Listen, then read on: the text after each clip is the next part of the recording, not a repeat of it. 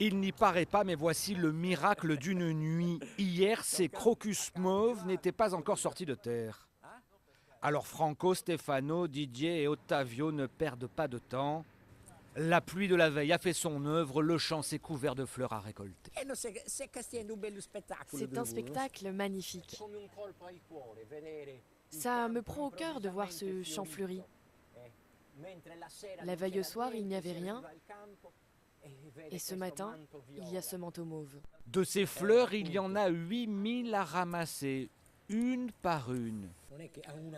On les ramasse une par une. Il faut être patient.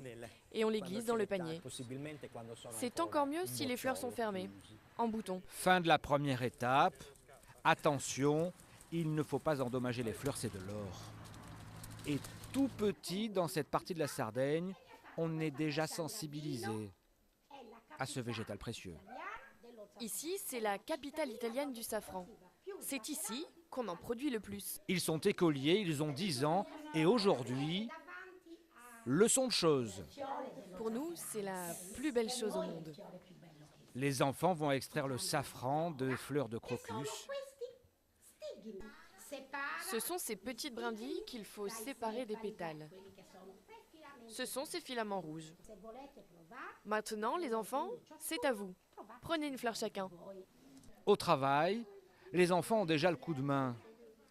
Avec précaution, ils séparent les stigmates, c'est comme ça qu'on appelle les brins de safran, du corps de la fleur.